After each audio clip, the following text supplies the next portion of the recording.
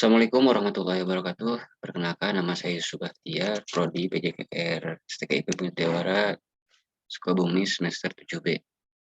Mata kuliah tes dan pengukuran penjas ya, dosen pengampunya Bapak Rafla Saiful Bahri SPD. Di sini atau di video ini saya akan menjelaskan tentang tes dan pengukuran daya tahan ya,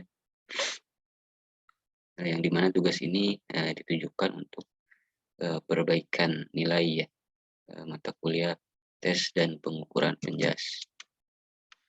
Oke, langsung saja. Yang akan kita bahas hari ini atau di video ini, yang pertama itu tentang tes dan pengukuran, pengertian tes dan pengukuran, manfaat tes, bentuk tes, beserta gambarnya, ya, bentuk tes, daya tahan, dan prosedur pelaksanaan tes ya. Oke, langsung saja. Yang pertama itu ada pengertian tes ya. Pengertian tes adalah alat untuk memperoleh informasi tentang suatu objek atau individu. Ya. Terus ada pengukuran adalah kumpulan dari beberapa tes. Cukup jelas ya untuk tes dan pengukuran. Oke, selanjutnya ada manfaat tes dan pengukuran ya. Manfaat yang telah dilakukan tes dan pengukuran itu manfaatnya yang pertama itu untuk menentukan suatu status ya, status entah atlet, entah lembaga, ya entah suatu klub tersendiri ya. Yang keduanya untuk mengklasifikasi atau mengkelompokkan. Yang ketiganya bahan penilaian pelatih, baik materi ataupun program ya, itu sudah jelas ya.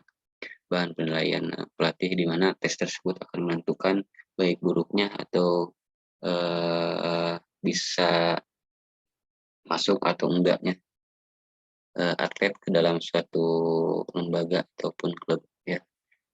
Yang dimana klub atau lembaga tersebut mempunyai acuan ya bagi atlet agar bisa masuk ke dalam lembaga atau klub tersebut.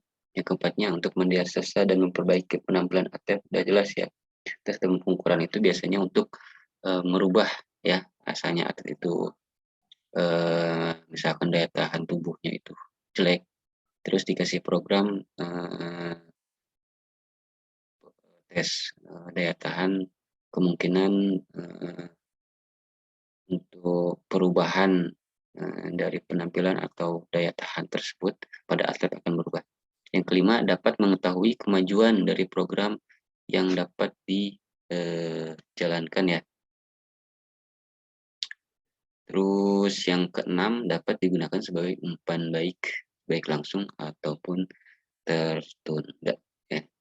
Oke, langsung saja bentuk-bentuk tesnya ya. Ada endurance atau daya tahan, yang keduanya ada strength, kekuatan, ada agility kelincahan, speed kecepatan, dan flexibility atau fleksibel.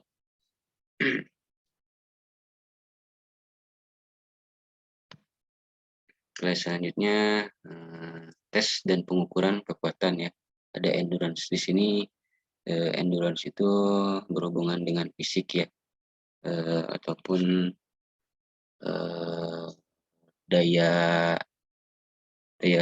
detak paru-paru atau daya ukur paru-paru sebagai seberapa jauhnya kita dapat bergerak maksimal pada saat pertandingan ataupun pada saat melakukan aktivitas ya.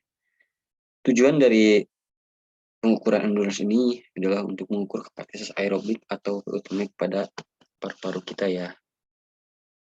Tujuannya itu. Terus peralatan yang digunakan pada saat tes endurance ini, yang pertama itu ada meteran ya untuk mengukur lintasan tersebut ya. Terus ada lintasan datar untuk tes PU2max biasanya datar ya. Kalau kita menggunakan tes seperti blip test itu biasanya lintasannya itu datar, tidak naik ataupun turun ya. Yang ketiganya ada set blip test. Set blip test di sini itu adalah kode ya, yang dimana kaset blip test ini adalah peralatan yang digunakan pada saat tes PU2max tersebut. Bisa disebut juga fasilitasnya ya.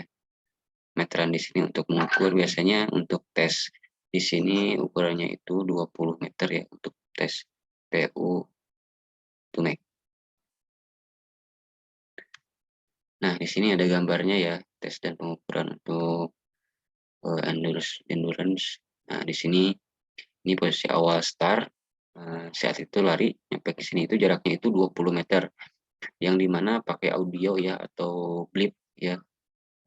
Dia lari nyampe ke ujung sini 20 meter. Sebelum ada suara blip atau tet, dia itu masih di sini. Kalau ada suara kalau keluar suara tet, baru dia jogging lagi ke posisi awal dan seterusnya. Ada suara lagi tet, dia lari lagi ke posisi ini dan kembali lagi bila mana dia mendengar suara yang sama atau blip ataupun tet ya. Di tes pengukuran ini atau di blip test ini semakin lama suara blip atau tetnya itu semakin cepat ya, otomatis si pergerakan si atlet ini pun semakin ke sini semakin cepat pula ya. Oke, di sini ada tabel ya. Tabel untuk kapasitasnya di sini ada levelnya ya. 28,8 berarti level 10 tuh, terus ada level 4, 45 itu nilainya itu 28 ya. Terus ada level 5 itu nilainya 30 ya, kapasitas paru-parunya ya. Kalau misalkan level dari 10 sampai ke 14 itu dinyatakan baik ya, apalagi kalau kita bisa lebih dari level 14, 15 bahkan sampai selesai ya, sampai level 2 itu sangat luar biasa ya bagi atlet. Terus ada strength itu kekuatan ya, strength itu banyak ya, bisa dilakukan push up, squat jump, sit up ya. Itu untuk kekuatan pada diri si atlet tersebut, pada kekuatannya, khususnya pada kekuatannya. Tujuan untuk melakukan kekuatan strength ini yaitu untuk mengukur kekuatan otot lengan, bahu, dan yang lainnya ya. Itu udah jelas ya, untuk kekuatan lengan apa gerakannya, untuk kekuatan bahu itu apa gerakannya ya. Perlengkapannya seperti biasa, stopwatch itu untuk mengukur ya waktu, stopwatch itu waktu, lantai yang rata ya. Boleh menggunakan martas ataupun tidak juga bisa dilakukan ya. Itu tergantung kapasitas badan kita. Nah, seperti ini ya gambar ini, gambar push up, dan ini gambar sit up ya. Yang dimana tes ini biasanya digunakan waktu. Contohnya misalkan dalam waktu 30 detik itu si atlet ini dapat melakukan gerakannya itu seberapa ya. Berapa kali, misalkan 30 detik itu bisa 20 kali, bisa 10 kali dan seterusnya. Nah, ini ada tabel ya untuk tes strength ya di sini. Umur 20 tahun sampai 29 tahun, lebih dari 54 kali itu dinyatakan baik sekali ya. Nih, terus ada umur 45 sampai ke sana dia melakukan 3 sampai 44 kali itu sedang ya. Terus 20 sampai 34 itu kurang, dan bisa melakukan kurang dari 20 itu sangat kurang sekali pada umur 20 sampai 29 ya. Di sini ada tabelnya ya, udah jelas ya. Terus selanjutnya untuk agility atau kelincahan. Untuk mengukur kelincahan atlet sebagai alat ukur untuk perkembangan agility atlet. Di samping itu, atlet pun harus punya agility yang bagus ya. Ini prosedur untuk melakukan agility, lapangan yang secukupnya. Bisa saja untuk agility ini kita bisa memakai modifikasi gerakan ya. Ukuran lapangan 5 meter atau 6 meter pun kita bisa melakukan hal tersebut atau gerakan agility tersebut. Yang keduanya ada stopwatch itu untuk waktu, dan asisten. Asisten di sini untuk apa ya, menginstruksikan atau membina ya. Soalnya agility digunakan dengan waktu itu perlu ada orang ya untuk yang mengetahui seberapa banyaknya kita melakukan gerakan, waktunya seberapa berapa. Jadi kita membutuhkan asisten. tes dan pengukuran nih untuk agility nih ada ya. Kita misalkan bergerak dari si A, bergerak ke ini titik tumpu ini, lari ke B, B lari lagi ke sini, ke titik tumpu, lari ke C, C lari ke titik tumpu, D, E, F, dan kembali lagi ke awal. Ya, dari titik A ke titik tumpu, ke B, ke C, D, ke dan kembali lagi ke A dalam waktu berapa detik ya, otomatis semakin sedikit detiknya itu semakin bagus ya. Di sini ada tabelnya ya. Untuk laki-laki dan perempuan ya, tabelnya udah jelas ya. Laki-laki 11 detik, ya itu baik sekali ya. Kalau misalkan lebih dari 15, 16 sampai 17 detik itu sangat kurang sekali ya. Oke, ada speed ya, ada speed untuk kecepatan ya. Ini tujuannya untuk mengukur kecepatan seorang atlet ya. Prosedurnya atau peralatan digunakan itu bidang lurus ya, sepanjang 35 meter, lebih juga lebih bagus. Ada stopwatch, ada fluid, ada asisten. Stopwatch di sini untuk waktu ya, fluid itu untuk aba-aba, dan asisten itu untuk mencatat ya seberapa besar, seberapa waktu kita yang dilakukan pada saat kita praktek, dan itu ada pembinanya atau asisten ya. Nah ini ya, ada gambarnya ya, ada penilaian laki-laki dalam waktu dalam jarak 35 meter 4,80 detik. Bagus ya, baik sekali. Namun kalau dalam waktu 5 sampai 6 detik dalam jarak 35 meter itu sangat kurang sekali. Kelas selanjutnya ada flexibility atau fleksibel ya.